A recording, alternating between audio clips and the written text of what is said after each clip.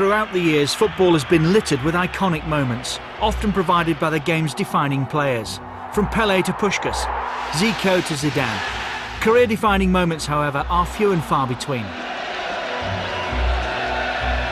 In Munich's Olympic Stadium in 1988, with one swing of his right boot, Marco van Basten delivered his.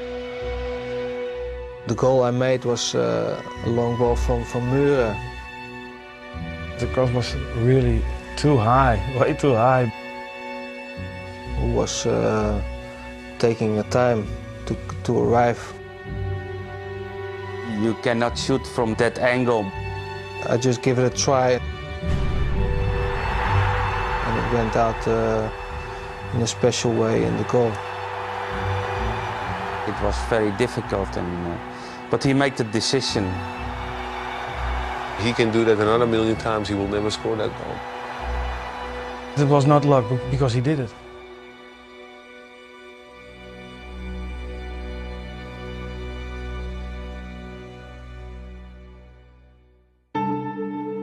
On the outskirts of Utrecht, Marco van Basten's father, Joop, still lives in the flat where his son spent many of his childhood years.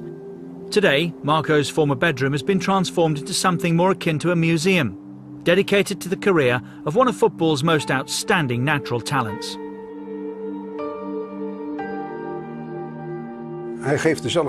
Himself, he doesn't care much for it at all.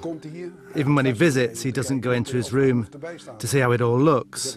I did all of this myself. If it had been up to him, well, he just doesn't see the need.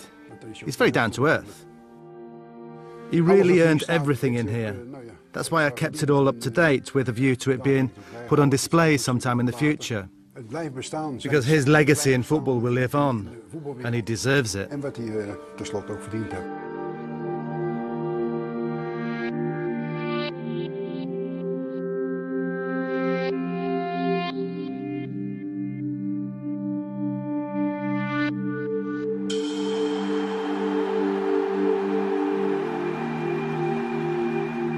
Joop van Basten himself had been an uncompromising defender for amateur side DOS.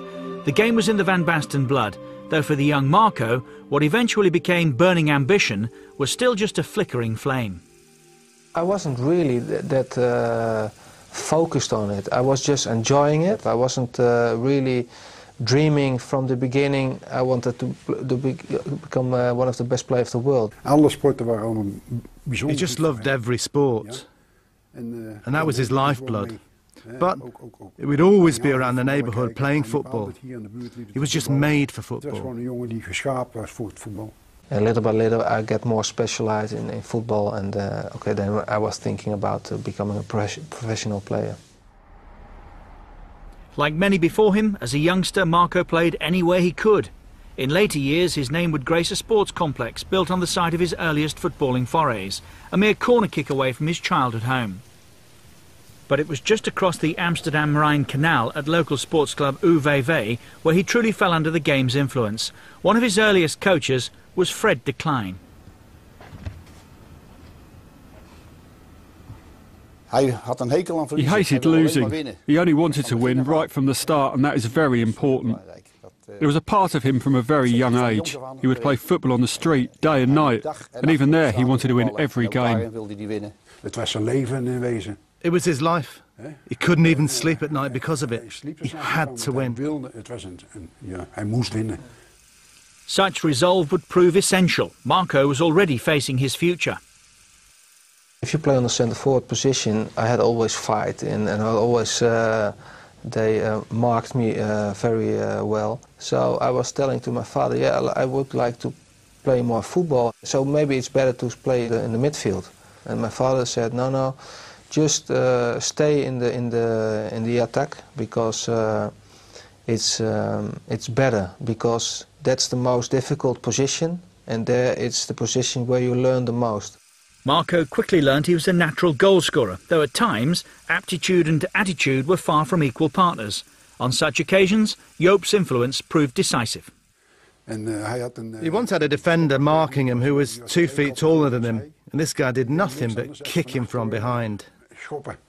They just tried to stop me in every way. He was so angry. He walked off down the canal and I saw him go, so I went after him.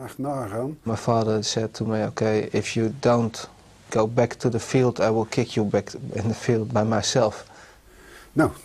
So he went back, and having gotten over his frustration, he completely fooled the guy, scored twice and won the match. He explained, okay, if the opponent plays like that, you have to take it like a compliment because they are not able to stop you, and okay, that's part of the football, and so I accepted it. I've seen this kind of thing several times. Once I was sitting in the stand by the pitch and he came to sit next to me. So I said, "What are you doing here?" And he said, "It's raining."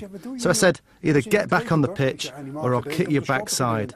You see, when they're young, you have to teach them persistence and show them what they should and shouldn't do. Yeah, we talked a lot about football, and he was also very critical often. But in the end, I think it helped. Clearly talented beyond his years, Marco's reputation was further enhanced by an endorsement from the legendary Johan Cruyff. He had amazing qualities. I mean, with his foot, right foot, left foot, his head, he was very intelligent. Word was spreading. In Milan, former player Sandro Mazzola was still on the staff at Internazionale and, having organised a five-a-side tournament, invited Cruyff to bring along a Dutch team. He said, "I'll bring you this 15-year-old. Marco was only 15 then. And I said to him, "Look, this is a professional tournament." And he said, no, this boy's already halfway there. You'll see what a player he is." He was playing with great players, both on his team and the opposition, but he wasn't at all afraid. He wanted the ball, he ran around, he dribbled, he took shots. Straight away, I saw this was a real talent. After nearly a decade at UVV, it was clear Marco's ability would take him further. Ultimately, and fittingly, to Holland's most decorated club. Ajax had genuine European pedigree. 3 consecutive European Cups during the early 70s had made sure of that. For Van Basten, it was a logical move, and progress was rapid as he learnt from a bona fide Dutch master. Cruyff came back from, I think, America, and he was training some trainings with the youth of Ajax with us. So we were playing with him, and that was an honor for us, and we were really excited also. One of the problems I had was always talking, always showing. It helped him a lot, I think. I was coming to Ajax when I was 16 and played for the youth, and then halfway I was playing for the second team of Ajax. And then in April I could make my debut for the first team of Ajax. Marco came on as a substitute for Johan Cruyff, and it took him only 10 minutes or so to score.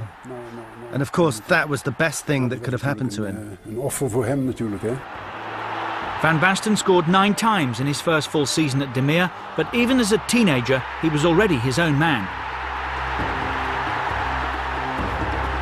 More introvert and more quiet. On the other hand, Marco isn't the guy who's always friendly and quiet, because if something is boring him, he will tell you. Well, it was difficult. He was not always a team player. Marco was always on his own way in the pitch, and but outside of that, he was a friendly person, and is a friendly person. He knew what he wanted, and he wanted to do everything to reach his goals.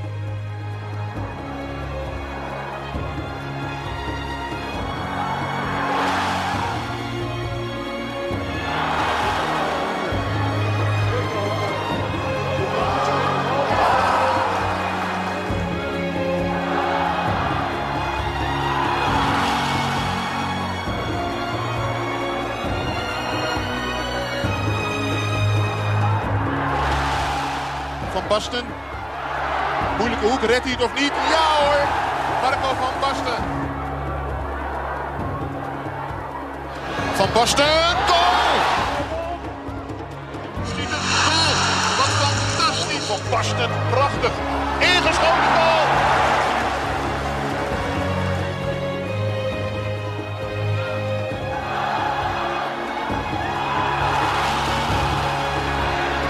Basten, schitterend! Schitterend, Marco van Basten. Playing alongside the likes of Cruyff, Koeman and Rijkaard, it was inevitable the young striker would fulfil his potential. And how? An astonishing 117 goals in 112 matches, many of them marked with true genius, meant Van Basten finished as top scorer for 4 consecutive seasons. In the 85-86 season alone, he scored 37 goals in only 26 league matches, a feat which brought him the Golden Boot.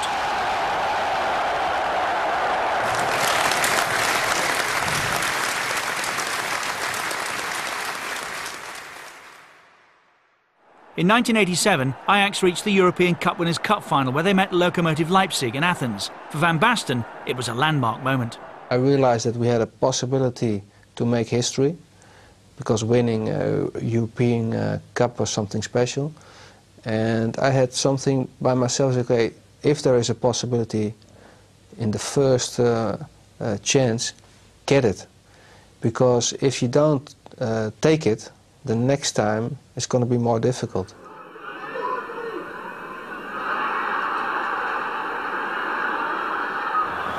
Van Basten, het is 1-0.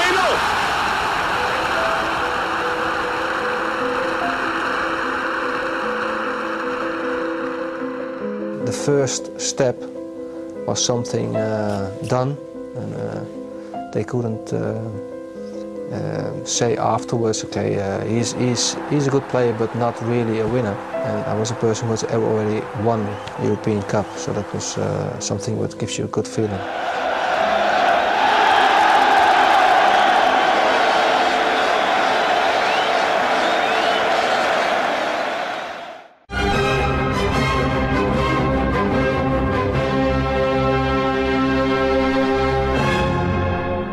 Back in Milan, the young Dutchman had not been forgotten. During his early years at Ajax, he'd signed a pre-contract agreement with Internazionale, thanks to the continued interest of Sandro Mazzola. Towards the end of that season, though, Van Basten had fallen ill. The news came to me that he would have to stay where he was for the next 6 months. I couldn't wait 6 months, as we had to present the new team. So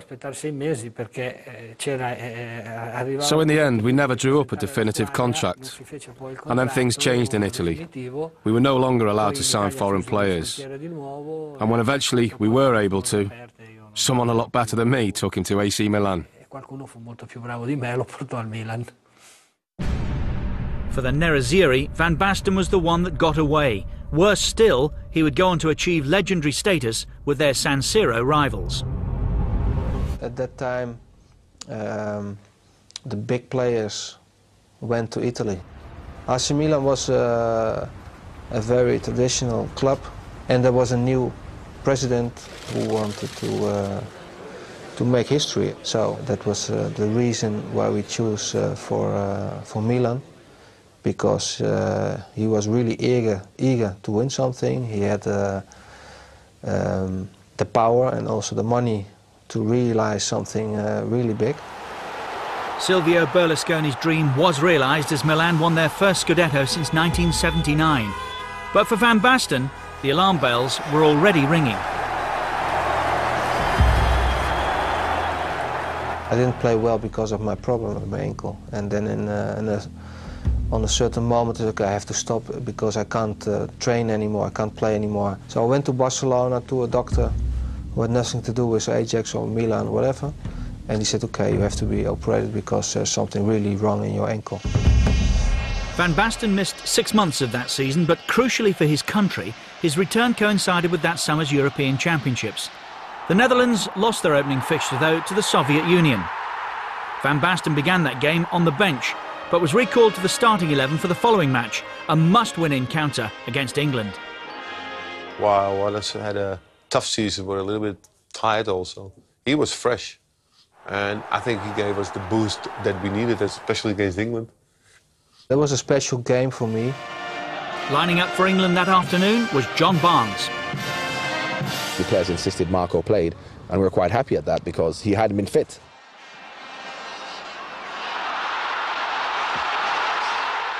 We ruled that decision because he was just an incredible player, Marco van Basten. He was a complete footballer. Van Basten scored twice more, Not so much a hat-trick as a statement of intent. The English were undone by a Dutch masterclass, one which ultimately led to a semi-final showdown with old rivals West Germany. For some, there were scores to settle. A lot of people in Holland, they didn't really forget the 74 World Champion finals. For them it was very important. A lot of the Dutch had problems with the Germans. But I wasn't like that. I was just playing football and I wanted to beat the opponent. Van Basten did just that, striking the winner with just 2 minutes remaining to seal a momentous 2-1 win. Everybody was happy that we won against Germany. I was happy because we went to the final, and that was something that was for me important. Once again, the Soviet Union stood in their way, but lightning was not about to strike twice. First on the score sheet was Ruud Gullit, but the best was yet to come.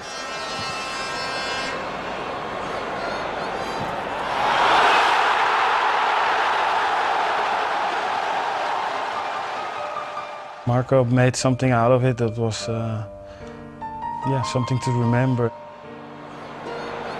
It was just a moment, and we are still celebrating it. I jumped up in front of the television. I had tears in my eyes. I really cried.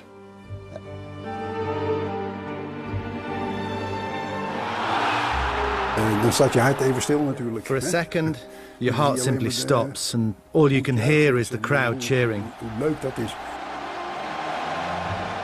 What started as a very difficult tournament changed as a dream for someone like me. Of course, I regard this one as very special, the win and becoming champions. Such moments become engraved in your memory.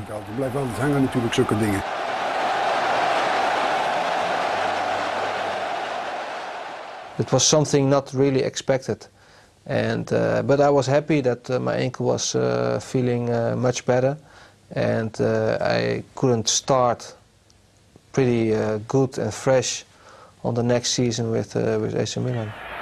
Van Basten had peaked internationally, but Milan went from strength to strength.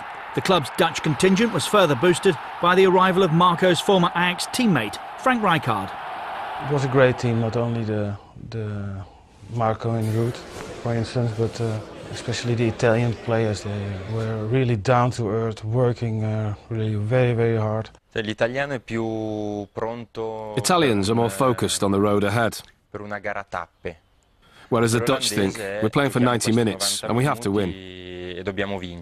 They brought that mentality with them. They were all good players, but not only good players, they were also good persons, because everybody wants to play football, they liked training, and they didn't really think about other things. They just want to be a good player and winning a lot of things. It was a very strong group, a team who really knew their football. And we were a team which didn't rely on any one individual. That was significant too, as individually all our players were excellent. Milan now sought their destiny. Success in Europe was the minimal requirement, and the opportunity arrived in 1989 against Steaua Bucharest. When we went with the bus to the stadium, we were crossing, I think, more than 95,000 Milan fans. And you all saw a sea of black and red. If you see all these people, all these crowd, that was very emotional. It was like a home game for us. And the sensation already after 2-3 minutes that this was our game.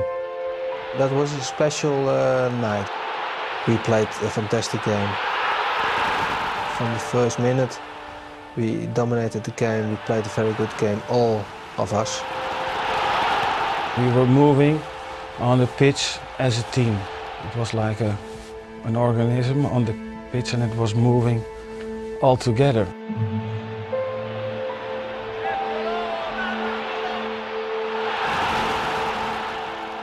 I think it was, one of the perfect games that we played.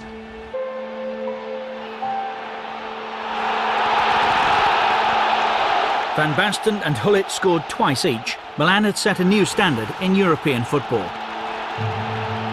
It was a standard they maintained the following season in Vienna. Van Basten's pass set up Frank Rijkaard as Milan defended their title against Benfica. The Dutch were helping the Italians dominate Europe.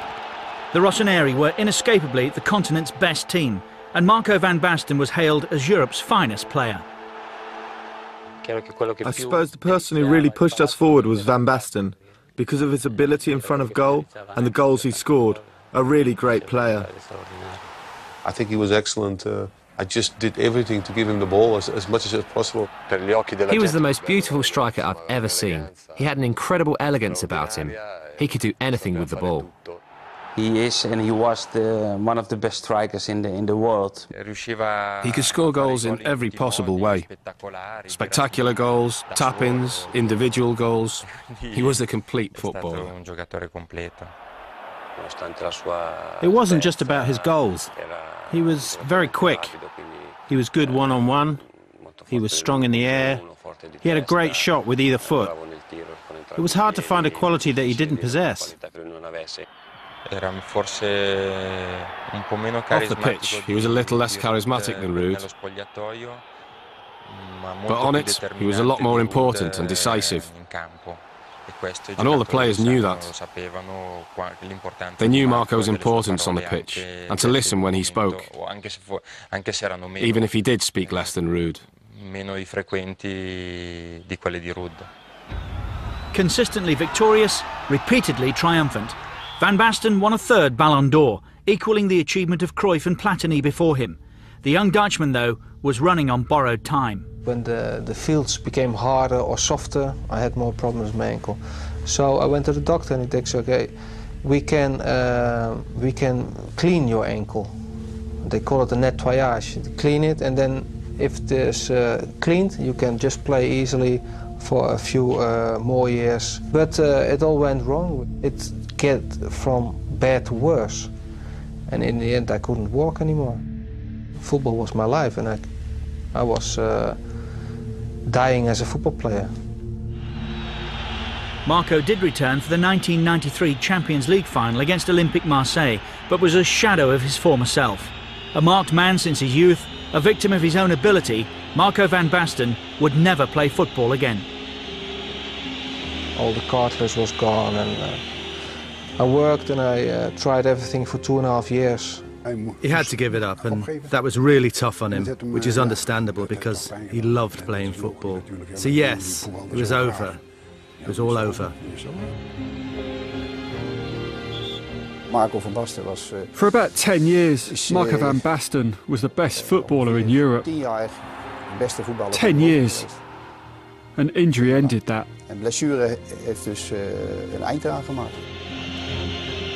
It was very, very difficult to accept the fact that I had to stop playing football. It was something what I never ever had expected.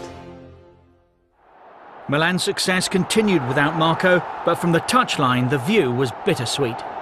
I was still young. I was when it happened. It was only 28 years, and I had still so much possibilities and will to show to all the people and to play football. It was a pity that I couldn't continue. That was something what is just bad luck.